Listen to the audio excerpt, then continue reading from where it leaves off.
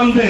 میں بتا رہا تھا بھئی مانو بتاؤ اگر حضور امام الانبیاء ہے، یہ تو انبیاء میں صف نہیں تھا، نبی کیسے؟ اور اگر یہ نبی ہے حضور امام الانبیاء کیسے؟ ہم نے انہیں امام الانبیاء مانا ہے، ہم نے اسے نبی نہیں مانا۔ میں تجھے بات سمجھا رہا تھا، پہلے نبیوں کو کلمات دیے، ہمارے نبی کو جوامع الکلم دیا ہے۔ میری دلیل پہ توجہ رکھنا، وجہ یہ ہے پہلا نبی بستی کا نبی ہے، پہلا نبی قوم کا نبی ہے، پہلا نبی قبیلے کا نبی ہے، پہلا نبی ایک زمانے کا نبی ہے۔ اس کو تھوڑے مسئلے چاہیے، اس کے لیے جتنے الفاظ چاہیے تھے خدا نے تورات دی ہے، جتنے الفاظ چاہیے تھے خدا نے انجیل دی ہے، جتنے لفظ چاہیے تھے خدا نے زبور دی ہے، جتنے لفظ چاہیے تھے خدا نے صحیفے دیے ہیں۔ میرے محمد کو قیامت تک آنے والے کروڑوں مسئلے چاہیے تھے، اگر کروڑوں الفاظ اللہ دے دیتا مجھے بتا کون سا قلم لکھ لیتا، کون سی پرس چھاپ لیتی، کون سی لائبریری محفوظ کر لیتی، اور کون سی کتابیں دنیا میں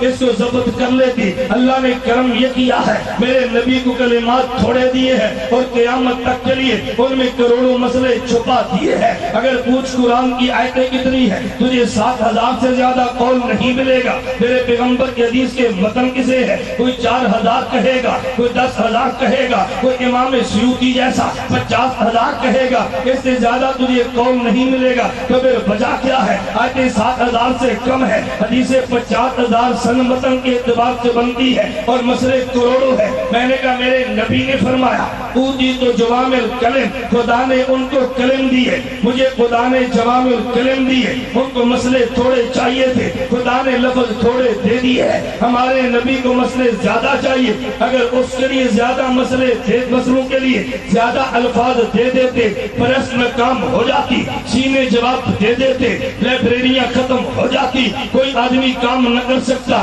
خدا نے ان کو کلم دے کے میرے نبی کو جوامع الکلم دیا ہے، اس لیے حضور نے فرمایا فضلت علی الانبیاء بست، مجھے خدا نے یہ چیزیں وہ دی ہے جو پہلے انبیاء کو نہیں دی، ان میں ایک جوامع الکلم ہے، ان کو کلم ملے ہیں۔ ہمارے نبی کو جوامع الکلم ملے ہیں، وہ انبیاء ہے۔ ہمارے نبی امام الانبیاء ہے، وہ انبیاء ہے۔ ہمارے نبی خاتم الانبیاء ہے، وہ انبیاء ہے۔ ہمارے نبی سید الانبیاء ہے، وہ انبیاء ہے۔ ہمارے نبی سید الانبیاء ہے، یہ نبی الانبیاء ہے۔ میں آخری جملہ کہنے لگا، میرے جملے پہ توجہ رکھنا۔ نبی وہ ہوتا ہے کہ جس کا کلمہ امتیں پڑھتی ہے، نبی الانبیاء وہ ہوتا ہے کہ جس کا کلمہ نبی پڑھتے ہیں، نبی وہ ہوتا ہے کہ جس کا مقتدی امتی ہوتا ہے، نبی الانبیاء وہ ہوتا ہے کہ جس کے مقتدی انبیاء ہوتے ہیں، نبی وہ ہوتا ہے جس پہ ایمان امت لاتی ہے، نبی الانبیاء وہ ہوتا ہے کہ جس پہ ایمان نبی انبیاء لاتے ہیں، نبی وہ ہوتا ہے کہ جس کی مدد امت کرتی ہے، نبی الانبیاء وہ ہوتا ہے کہ جس کی مدد انبیاء کرتے ہیں، نبی وہ ہوتا ہے کہ جس کی جو شفاعت امت کی کرتا ہے،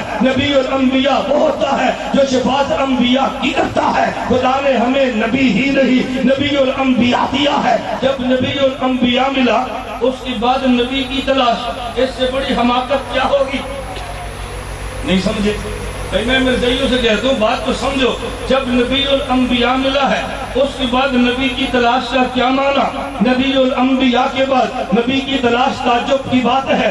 سورت ملا ہے تو چراغ تلاش کرتا ہے، بھئی نبی الانبیاء ملا اب تو نبی تلاش کرتا ہے، تجھے چشمہ ملا تو تالاب تلاش کرتا ہے۔ تمہیں میرے لفظ سمجھ نہیں آ رہے، میں وضاحت کرتا ہوں پھر تجھے الفاظ سمجھ آئیں گے۔ بھئی ہمارے نبی کی مثال چشمے کی ہے، پہلے انبیاء کی مثال تالاب کی ہے۔ ہمارے نبی کا کلمہ پڑھا گویا پانی چشمے سے پیا ہے، پہلے انبیاء کا کلمہ پڑھا گویا پانی تالاب سے پیا ہے۔ تالاب اور چشمے میں فرق یہ ہے چشمے سے پانی پھوٹتا ہے، تالاب میں پانی جمع ہوتا ہے۔ میرے نبی سے صاف نکلتے ہیں، باقی انبیاء میں جمع ہوتے ہیں۔